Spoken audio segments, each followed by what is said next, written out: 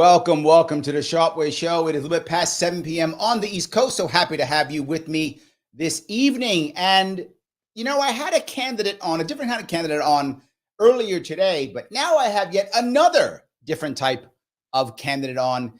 And I have someone on today who impressed me a while ago with what I would call what's a nice way of saying this?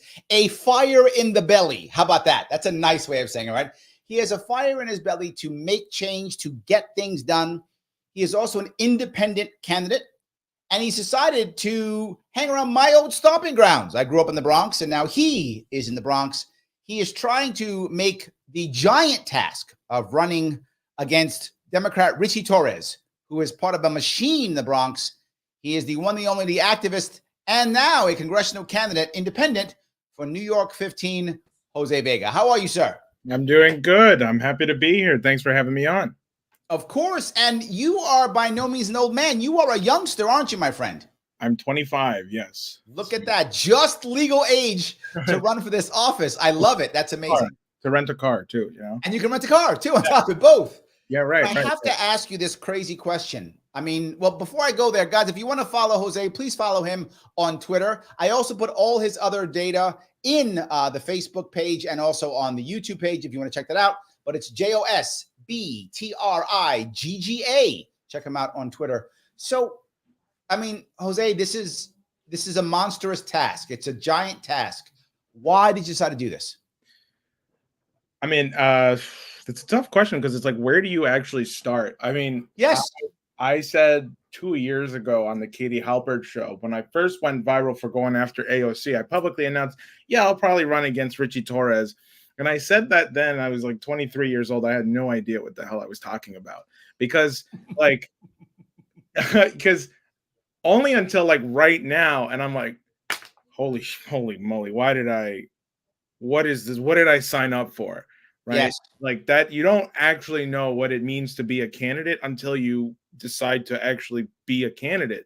And the responsibility, especially a race like this one, where the tension is just so high and people hate Richie Torres and people are looking for an alternative to Richie Torres at the same time, like the pressure on me to be good. Well, anyway, I'm sorry. The reason why I decided to do this, and I know is because so I said 2 years ago, I'll do it because Richie Torres back then was already like this like Israeli lobby plant. That's what I called him to his face. Ooh. And okay. I didn't really know. I didn't even. I get what you're saying, and I do, and I see that. I see these guys a lot of times, and I think the same thing. Someone's got to stop them, right? All the time I hear that. But I'm just being forward. It's a massive task. Why didn't you say, "Hey, let me get somebody else"? Right, that's running. Let me back somebody else, maybe to primary him, or there were so many other options. But look, I'm giving you kudos. I ran independent. You're running independent, right? I'm happy and proud you're doing it. I'm just letting people know this is a big damn deal. And most people would have said, let me go get somebody else, right? Let me go grab somebody else and have them go. I'll back them. Why did you decide that you had to be the front runner versus support staff in this race? Well, it came from a lot of internal fights and debates with my friends and close trusted people that I trust, because there were times before where I was like, maybe I shouldn't. Maybe I should. Maybe I shouldn't. And as the race was, as we were getting closer to election year, there was thought in my mind, like, well, maybe Samelis Lopez might try and primary him again. Ooh, okay. Before, and then nothing. And I was like, nobody's going to try to primary this guy. And I don't like the two-party system, period. And I was like, look, I have real ideas that can actually transform the Bronx. When people see me intervene on people, it's not just like rage. It's not like, you suck, you suck. No, I actually believe that you can rebuild not just the Bronx, but the entire country by shifting the focus of the United States back to its anti-imperialist roots, back to its anti-colonial roots, right? So people should support me not because I'm just not Richie Torres. People should support me because I actually want to rebuild the Bronx by having America go back to its original ways in the sense of like progress anti-imperialism, and sticking up for countries that are also going through some kind of imperial ways, that are being under the imperial boot, excuse me. Because after the American Revolution happened, then you had the French Revolution, then you had the Haitian Revolution, right? All these other countries felt inspired enough by what happened in America to try and have their own kind of revolution and uprising. Now, some of those other countries didn't exactly succeed, some didn't. Sure. The point was there was a spirit, right? And right now we're at that point again. We're at this tension where it's like, okay, the United States can either implode in on itself, which is the direction it's heading in It's right now, going that way now. or it needs an alternative vision proposed. I think, nobody else in the district was running. This guy's really an asshole. I got to do something. Like, okay, I'm the age now where I can actually do something about this. Do it. Yep. And like, if nobody else wants to do it, then I'm going to do it. And one of the things I started with this campaign was the idea to elect yourself to do something about your community. You don't actually have to be voted in to get any kind of change. You can just start it right now. And one of the things we're doing with this campaign, the campaign is like a vehicle or a conduit to say, like, look, the people of Palestine can't wait till November. Right. And I have not made any kind of promises like that where I say, well, let's get me in the seat first. And then no. Right. But give me all the power first, then I'll be good. You don't need the right. You don't need the power. We can have a concentrated focus and force in the Bronx long before we get to November. And that is what I'm trying to build right now, because it is a machine. Let me walk down that road. Let me walk down that road if I could. This is the hardest part, I think, when it comes to running for a local but federal office, which means you're looking at big picture, but you also got to help out the local part also. That's challenging, right? If you're just running for like local office, it's easy. You're running about the local. You don't care about overseas, whatever. You're worrying about local. You're doing both, though. So let me ask you, how could you pick your top, say, 2 or 3 issues you want to work on? 2 or 3. Well, it's interesting that you bring this up because I had just gotten this today. Actually, this very nice, supportive woman. I'm petitioning. People should know I'm out petitioning. And how many have to get? 3,500? Is that right? Yeah, exactly. And we have now. All I can say is we've blown that out of the water. Like, we're past that now. What we're doing is we want to see how high we can actually go. 100%. And so people should come out and petition for us. And I'm going to have some announcement video on that soon, actually. And I promise people that once I hit my minimum requirement, I would cut my hair, because there's like some split in my audience as to whether or not to keep it or cut it. And I think cutting it. That's a good reason to cut it. Yeah, the cutting it one slightly over. So, and also maintaining curly hair is a lot of work. But I wouldn't know, Jose. I wouldn't know. But I had this question today from this nice lady who came up and said, yeah, but what are you going to do for me? Like, I hear you on the genocide. Yep. I hear you on this. I hear you on that. And you sound right. You sound educated. But like, people want to know, what are you going to do for their community? Yes. And it's like, one thing for me to try and tell people, it's like our foreign policy is a reflection of our domestic policy. I know for a fact. Hold on. You said our foreign policy is a reflection of our domestic policy. Yes, exactly. Because what we do to other countries, we do to our own states. We do to our own. Okay. I've had this idea of calling the Bronx Gaza West, because the way in which Gaza and the conditions that it's in, and that's just rubble at this point, right, is what they've been doing to the Bronx slowly for the last 60 years. This was famously documented in 1971 with a city planner named Roger Starr. Not just him, Felix Rohatyn, and the Rand Corporation, who were running New York City at the time, they called this planned shrinkage. So the idea in 1971 was there's too many cops, there's too many firefighters, there's too many resources in the Bronx and these poor areas. So they just cut them. They cut about 2/3 of these resources in hopes that the population would naturally go down. It was a literal depopulation plan. I know. I lived in the Bronx then. So this has still been the policy to this day, right? And that is what they do to other countries. They just accelerate it because of war, right? And so I was telling this lady, look, the way in which I can help the community is by raising the living standards, by returning the country to a productive economy. So what I mean by that is, You need to actually start rebuilding parts of the Bronx that have collapsed. You need to start rebuilding and building new stuff in the Bronx. So, for example, we have 3 lines in the Bronx that are north-south. There's the 2-5, there's the 4, and the 6, but we don't have an east to west train, right? If you go to Fordham Road on rush hour, people have to wait 2 or 3 buses before they can actually get on a bus. But what if there was a cross Bronx train between Bay Plaza, which is the east side of the Bronx, through Fordham Road, through the Cross Bronx, into Washington Heights, and even underneath the George Washington Bridge? Or what if you had a train that could take you from the Bronx to Queens to Brooklyn, so you don't have to go into Manhattan, into Queens and Brooklyn? And I said, now the thing is, it's not just going to be built by some outside speculators or real estate developers. No, you're going to have people of the community build it, because you're going to train the people of the community to build it. This is the idea of our CCC camps. So hold on, let me touch this if I get you. You're saying you want this to be built by the people of the Bronx. Are you saying they would own it like a co-op like that, or just they hired? How does that? This would be a federally funded project, but it would be part of a larger program of what I call my Space Civilian Construction Corps. It's one of my policies where we would institute a New Deal era policy where you have these camps.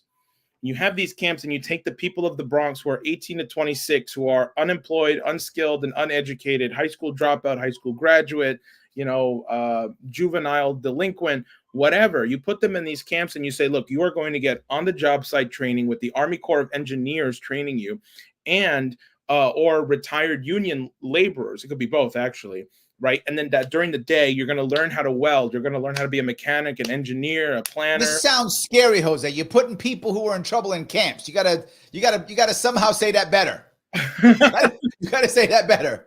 You say, I'm gonna put all these ne'er-do-wells in the camps. I don't like how that sounds. This is what Roosevelt did in the 1930s with his CCC. He had all these unemployed boys, and then he trained them up and he educated them. At night they would read poetry, they would read stories, they would become literate. Then they come back to the Bronx and then they just get to work, right? Like, oh shit, we have all these potholes, fill the potholes. Hey, we need a new train line, build the train line. This is a federally funded program. They'll be getting paid to do this, and they'll be getting paid to get the training at the same time. And so for about a year or 2 years, right, during the work camp, it's like, wait, I graduated the camp, I built 3 or 4 new housing complexes.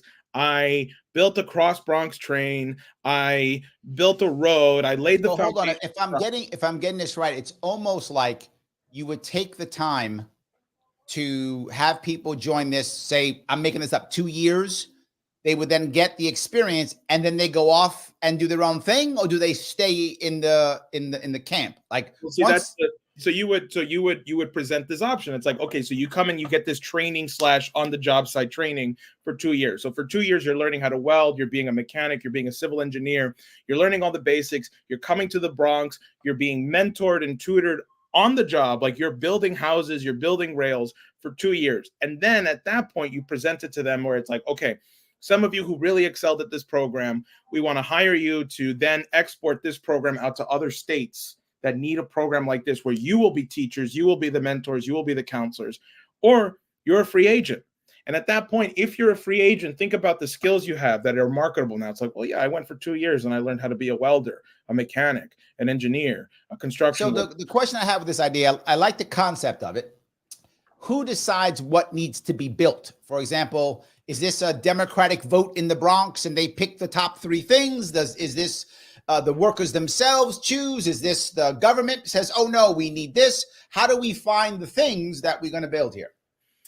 That's a good question. And I think the way to do it would be how Roosevelt did it. Roosevelt did it in the 1930s through his New Deal, right? So he had chief engineers, city planners in every state. And he had one specifically just for New York City. And they had these beautiful propaganda films called like A New New Jersey, A New New York, A New New York City. And so the city planners were evaluating like, okay, well, like I know for New York City, they were like, okay, well, we have a problem where we have a lot of congestion with cars in the streets. Like, let's build the Henry Hudson, or not the Henry Hudson Parkway. Let's build the Roosevelt, the FDR Drive. That's why the FDR Drive came. They built a library. That's why we have the NYPL down on 42nd Street. They built a lot of waterworks projects. They built a lot of the sewage systems that they still use in Queens, which is like, they need to be updated, right? So the city planners and the government at the time were saying like, yeah, listen, like if we want to raise up our infrastructure and modernize our infrastructure, this and this needs to be done. And they were like, and Roosevelt was like, yeah, don't even worry about the money, just like what needs to be done. So like if you look at the front, one thing is my personal opinion. This, in my view, should be democratically decided by the local people. That part I like better than letting city planners. I don't trust city planners in New York City. Most of them are bought and paid for. Yeah. Say again? Neither do I. Yes, I don't trust them. Most of them are bought and paid for by big developers. I would, just my opinion, I would say let the local people vote on it. Let them decide what's the top things for the Bronx. Let them pick. Otherwise, the city planners will pick something that, that'll help out my guys. That's my only worry. But I like the idea. Can I grab a couple comments? The people are starting to comment. Can I grab a couple? Yeah. All right. A lot of good questions, a lot of good comments. By the way, David became a member. Thank you for becoming a member. I appreciate it, guys. If you want to become a member, you can click that join button. It's $49 per month. If you want to join on, please feel free to do that. That's always good. Thank you so much. And have a quick super chat. Snork, Y2K, $5. I buy the original CCC camp. It's a good idea. I would like to share more. I have pictures of the original fish ponds. The park is beyond, I don't know what that, I think he means unbelievable, I think, or maybe beautiful. Yeah. So maybe. I think you have some fans of your CCC camp idea. Nice. So yeah, send me pictures. Tag me on Twitter or Instagram, or just DM them to me. I mean, I usually there we go. And on top of that, though, I think Shelly had a good idea. Shelly's on my side here. She says CCC course sounds better than camps. I don't like the camp part either. I think she's right. We gotta use the name of that one. We gotta work on it. We gotta work on that name. So you scared me immediately. So yes, put the ne'er-do-wells in the camps. I start getting scared. So yes.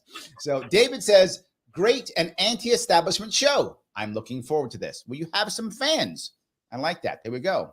So Miguel H says, yo, declaring independence. I do like that. That's my YouTube channel. Thank you. There we go. So I guess they're watching. That is very good. Yes. Yeah. Michael Voss is watching. He says, very true. The first race is eye-opening. He also says that's his district. So you have someone in your district. Hey, we need you to go on my website, votevega.nyc, sign up, hit the volunteer button. We need petitioners. Come out.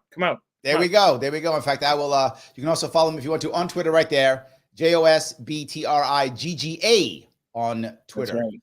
So the issues here that I think a lot of people are asking is that they like the concept, but they are here for the anti-imperialism also. I'm getting a lot of that. A lot of anti-imperialism stuff. So that's one thing that I guess they're liking about you for sure. But let me, before I go, let me stay on this one.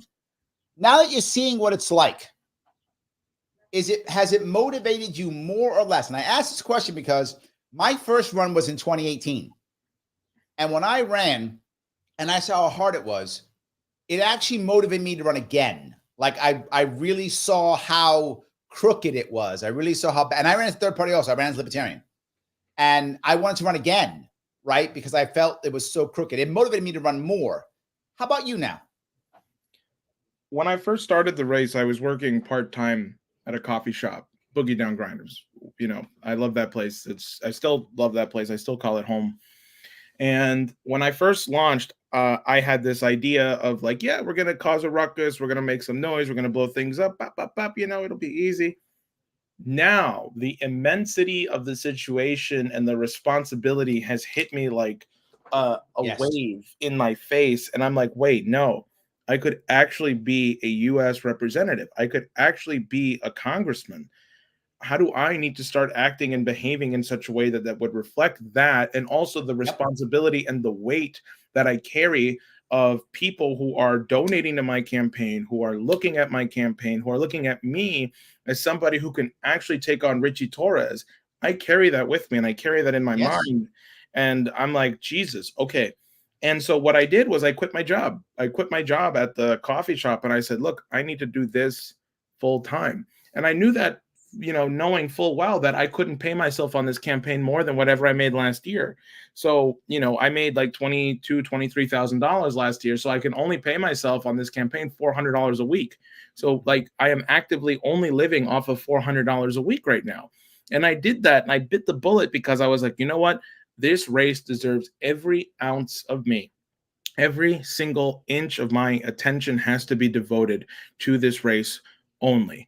And that was an immense shift from the beginning of launching my campaign to now, where I'm like, yeah, no, I am putting Yes. everything I can behind this, no matter what happens. I have to do that because I have a Well, let me responsibility. give you a little bit of the insight that I got. When you run, and there's actually some people start paying it. A lot of people run, no one pays attention, but people are paying attention to you running. When people pay attention, you actually do hold. You're right. Everyone's failures and successes now are on your shoulders. And when they go out and get petitions for you, when they go out and give you money, or where they sit there and do a sign wave for you, or tell their friends about you, whatever it is, if you screw up, you've let them all down. Yeah. Right. And if you do well, you've made them all so damn proud, both. So I think you're completely right. But what I would say is, what I think most people want from you, and of course, they all want you to win. Obviously, everybody wants you to win, clearly. But they also recognize that you're up against a giant, and the odds of your victory are not high because you're up against a giant. But you're right. What they expect for you to do is bust your ass. They do. They expect that. And if you do bust your ass, generally speaking, they'll say, you know what? It was worth it. I'm glad I gave this guy some money. I'm glad I was out there getting signatures. I'm glad I did a sine wave, whatever. I think that's the key. If you do what so many do, and I don't think you will, because I know you well enough to know that you're not going to do this, but if you do what so many do, which is, I'm just going to quit now, people cannot stand that. That's when they feel betrayed, right? That's when they feel betrayed. But if you fight this to the end, whatever the outcome is, I think most people are going to be like, yeah, that guy did the right job.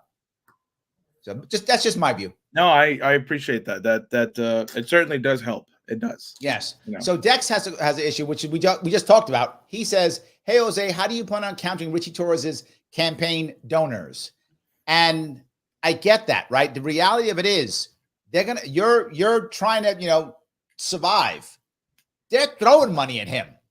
They're throwing it at him. He can't put it in his pocket fast enough, right? They're throwing money at him, right?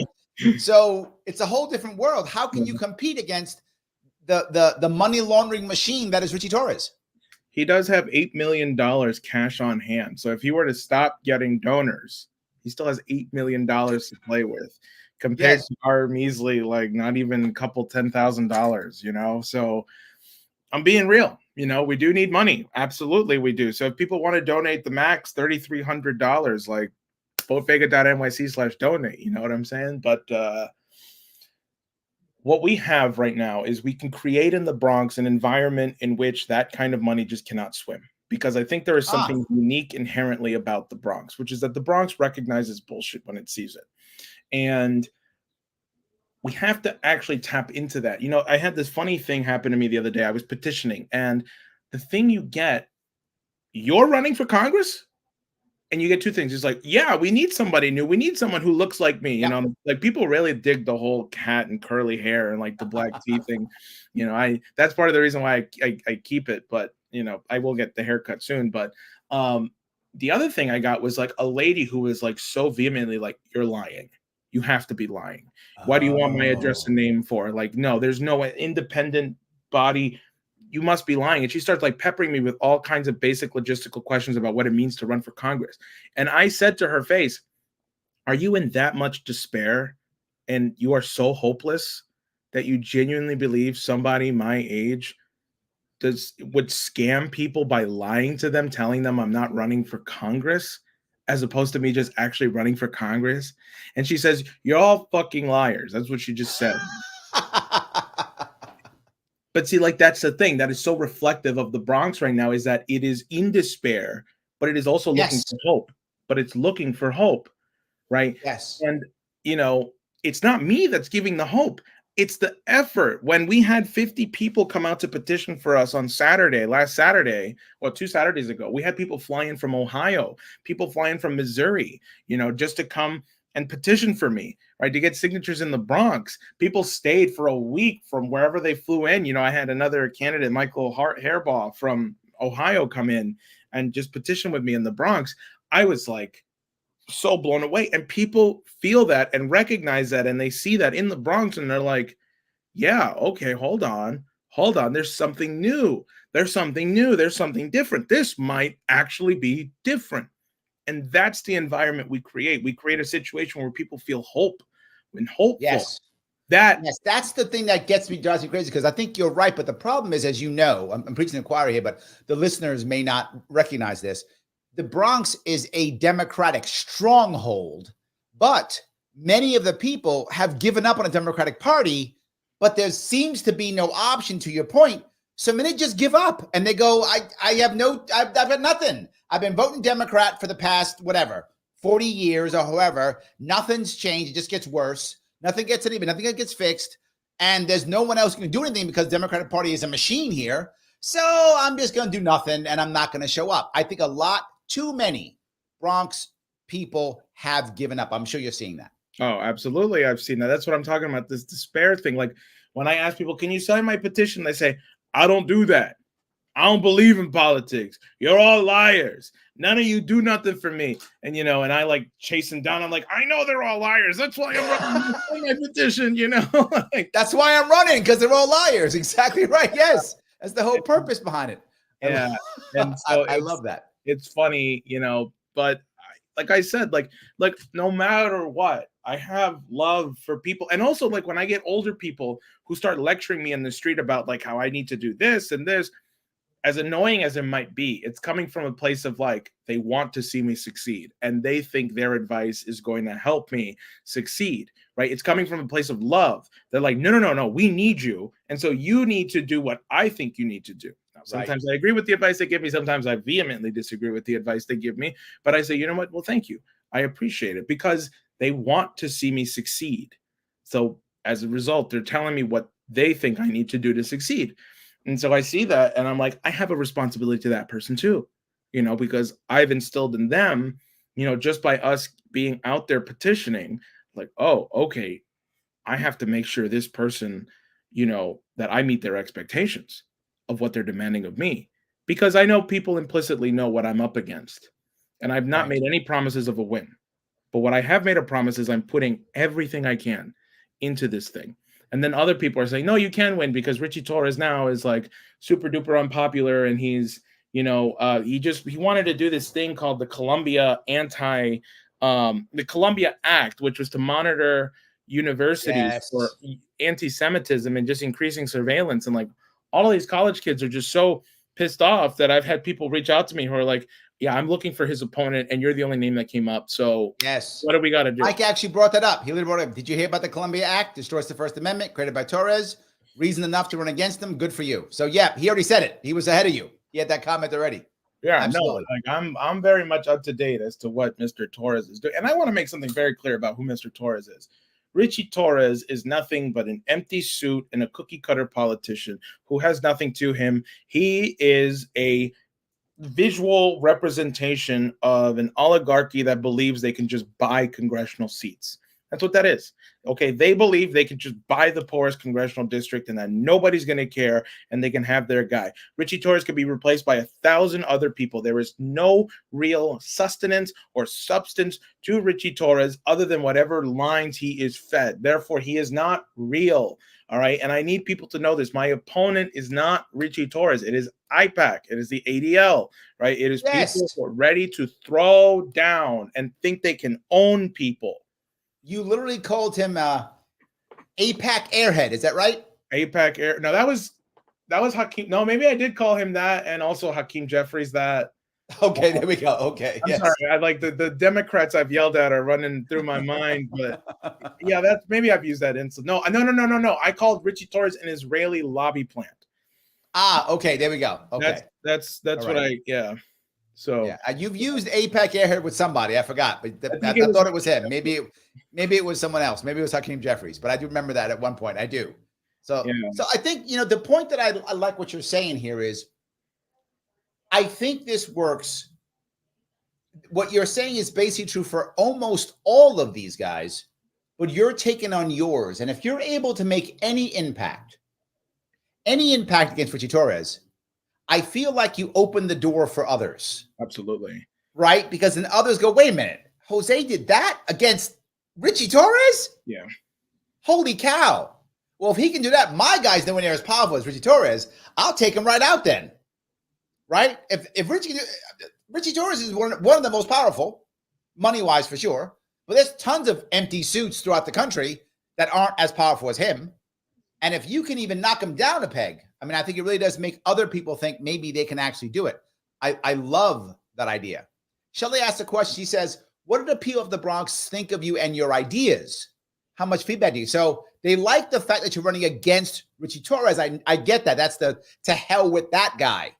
But when you tell them about your ideas, your Triple C core, about the idea of anti-imperialism, are they like, I don't care, just beat Richie? Are they like, yes, this is important, or no, this other thing's more important? Where are the people you're meeting? What are they thinking? What are they saying? Sure. Just a quick preamble. You know this because petitioning, it's very difficult to maintain a conversation with somebody when you have to get 10,000, well, for me, in my case, 10,000 signatures. Yep. Or if you're Diane Sayre, who's running for U.S. Senate, who needs a whole lot more. Who needs way more, right? And the person's like, well, tell me about you first, and then I'll sign. I just don't sign for anyone, and it's like, right. Because it's like I'm looking at my clip, like I'm not meeting my quota for today, and you want to take 10 minutes to talk, but I'll give you, like, for example, today I had that, and I decided to engage with the woman, and the woman was like, okay, I've been doing community advocacy for 50 years now, and I've never heard anyone say anything actually that made sense like that, And then she said to me, then another woman said to me, I really like your jobs program because we were going to back another candidate for not for Congress, but for state Senate. And he was asked the question, are you going to bring jobs to the South Bronx? And his response was, no, because no one here is qualified to take those jobs. I was like, he did not say that. She said, yes, he did. And I said, wow, just like, wow. And so when I tell them about this, they're like, I've never heard a program like that before. And it makes sense. Like I had one person tell me like, yeah, like, I know this so-and-so person who's 22 years old and all they do is sell dope every day to make a living, and they don't report their income on taxes, and they're couch hopping. Like they have nothing going on in their life other than just like selling dope. Or then I hear stories about people who've overdosed and died. And she says like, yeah, like if you gave those people a second chance, if you gave them a redemption, an idea that they could actually be something of themselves. So let me throw a libertarian view at you. Uh-oh. Would you consider picking your core idea? Yeah. You can tell me no. Richie Torres is not a libertarian. So if I got to pick Richie Torres or you, I'm still picking you. So it doesn't matter. I'm still picking you over Richie Torres any day of the week. Go ahead. Would you take your idea and would you open it up to the private sector? In other words, would you allow a company to sponsor people in a similar fashion? Not removing the government program, still keeping it, but also allowing a private company to say, hey, I like your program. Can I train some people? Right? I'll pay for it. I'm a private company, but I think if I train these people, that they'll work for me. And I want to now farm out talent from the Bronx. So let me do it too. Would you allow a private company to do it?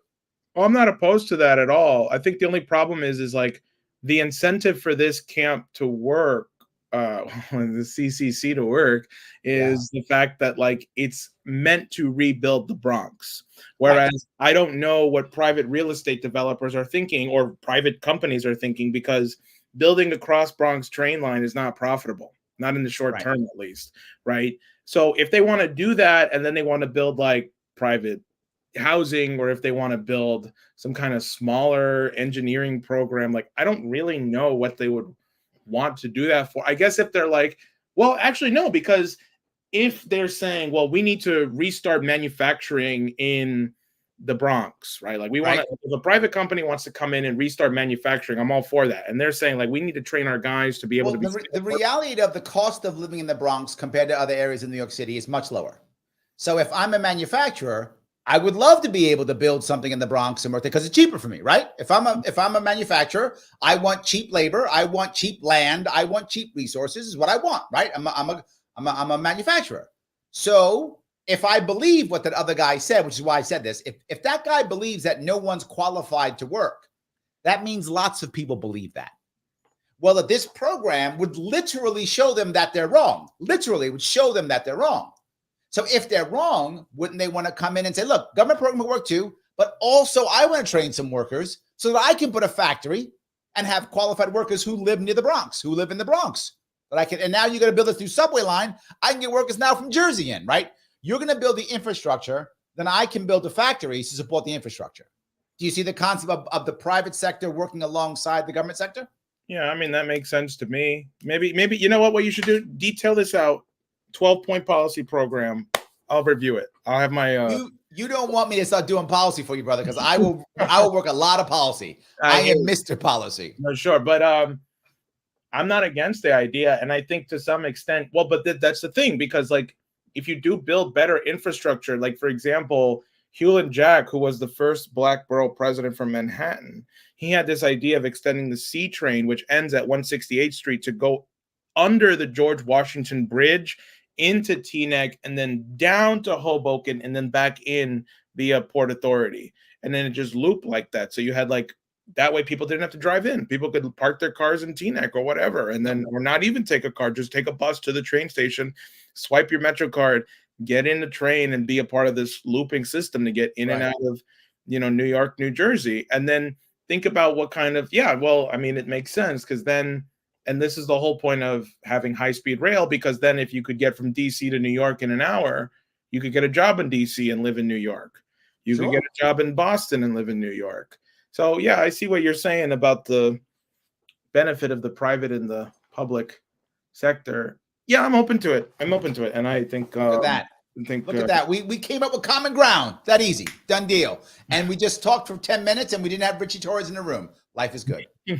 Shelly says voluntary enrollment. Yes. Now, so I guess the question on the camp. Oh yeah. Well, you said camps and my audience got scared. No, That's what happened. You said camp, the audience got scared. The idea of a camp, right, is that I think part of the reason why young people are so caught up in this culture of drugs and counterculturism and violence is because they're in the Bronx. I mean, we have to face the reality that the Bronx is what's killing our young people.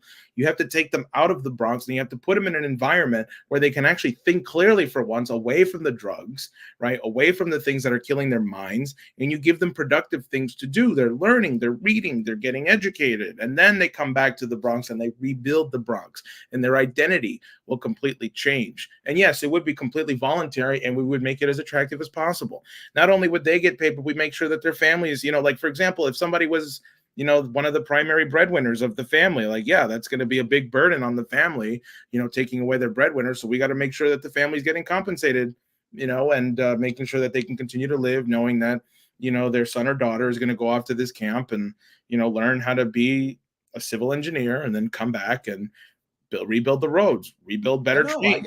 I get it. I get it. Snork, watch again. Thank you for the $2 super chat. Trying to put an email together, train 2. So I think you're going to get an email from him. Okay. Jose at votevega.nyc. That's my email. Jose at votevega.nyc.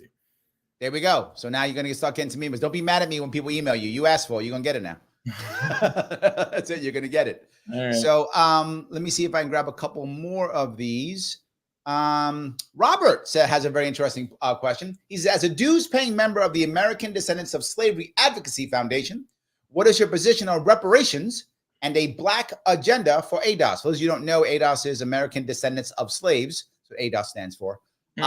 So do you have that has been a popular thing that they've been talking about at the federal level for a while. California brought up an idea for reparations.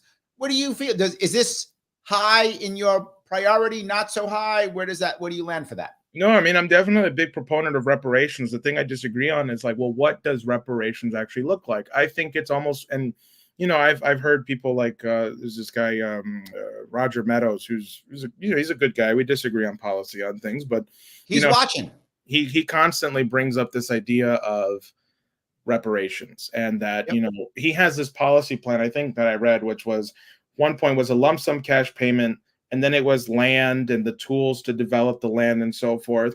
The thing I don't like is the 1 point on the lump sum of money, because like it's the US dollar, right? The US dollar is worthless inherently. I think the value of money itself, to just be like, here, sorry about what we did for slavery, here's some money. I think it's a degrading idea. That being said, if I'm in the Congress and that, vote in that bill came to be, I wouldn't vote against it. I would probably vote for it, because at the end of the day, like, hey, it's more money in people's pockets. Shit, I'm not going to be against that, I just think the idea of reparations has to be in this context of what I'm laying out in the camp, in the space CCC idea, because it's like, well, that's one way to atone for the ugly sin of slavery, is like, well, okay, well, we're going to give the Bronx and other communities of color that are descendants of slavery the first grabs at being a part of these programs that will actually re-educate them So and your idea of reparations is you want something that you feel is going to last longer, like skills or things like that, versus cash, which you feel is not very valuable. Exactly. Right? But again, that's why I'm not opposed to the idea of the lump sum of money. I mean, I think it is inherently degrading to say, like, sorry for what we did, here's some money. But at the No, I same hear it. at the same time, I'm not against it in the sense that, like, if I was in Congress and then they were like, we're going to give a lump sum to everyone who's a descendant and we're going to give them land and tools. I mean, okay, yeah, why not? But I get it. I get it. Roger is watching because he commented, Jose, infrastructure is a long-term project, but for the short term, people need help right now. What's your plan to address homelessness, income equality, healthcare, worker co-op expansion, proliferation? I'm not sure if a congressman can do all of that, but are any of those something you want to talk about? Well, I mean, that's kind of like the grander vision that I have for the United States as a whole, being a federal, in a federal representative. It's like, yeah, I understand, homelessness is definitely a problem. I think on the Medicare question, I think anybody should be able to walk into a hospital or get any kind of treatment they need and access to a doctor without having to pay for it. I think that's just a basic universal right. On the homeless question, you have to kind of evaluate it in the sense of, like, how many of these people need mental help? Between the 1950s to today, I think we've shut down tons of psychiatric wards. We've shut down tons of mental health resources, and we've switched to this idea of, In prison. putting them in prison or just hopping them up in medication that actually doesn't help, makes them worse. It's so let me touch the medical piece if I could. Does that mean, I'm assuming you want a single payer type system? Is that what you want? A Medicare for all type thing? Basically, I want whatever it means that you never have to think about even paying a medical bill. Okay, so that means you wouldn't be for outlawing, say, private insurance if somebody wanted private insurance. I think the idea of private health insurance is immoral because, like, I've heard that before. That's why I asked. I just do. I think I definitely do. I think the fact that you can pay somebody and say, don't worry, whatever happens to you, you pay us this much a month, and then whatever happens to you, we got you. I just think. Does that mean you don't really like insurance, period, or specifically healthcare insurance? Just specifically healthcare insurance. I mean, with car insurance, that makes sense to me because people are idiot drivers out there, and they're idiot drivers with no money. So if I'm like, hey, my car costs $5,000 to repair, and the guy's like, sorry, I've got a pizza box in my car, yeah, that makes sense to me. Home insurance, sure, but the idea of specifically healthcare, I'm just not a. It just bothers me that you would have to pay somebody in order to get treated or whatever you need to ensure that you're living healthy or that you're, But what if it was voluntary? For example, I want the cool special, all right, I got tons of money, I'm rich, and I want to have special care. I want to have the concierge style care. So I'm going to pay my insurance so I get that. Would you be against that, or you don't care? That market's always going to exist. There's always going to be some kind of market for things that people are going to want. Like, if people don't want to use their state sponsored, health insurance, and they're like, nah, I want like the creme of the creme, the Rolls Royce of Medicare. I don't trust the government to take care of me. Therefore, I'm going to go to private. Private hospitals and private doctors already exist, and they're going to continue to exist no matter what. And if people want that kind of care, they are fully entitled to have that care. I'm not against it. I just think everybody should have peace of mind that from the day they're born to the day they die, even if they are like penniless, they have an ability to go to a hospital and not worry about a bill, or they can go get a yearly checkup. And if somebody wants, like I said, the Rolls Royce of doctors, then they want to pay for it, then fine, they can do that, Okay. I get it 100%. All right. I guess hold on. Let's see here. I'll grab a couple more if I could. Steve just says, just only $25 to the campaign. It's easy. Look at that. I love that. That is good.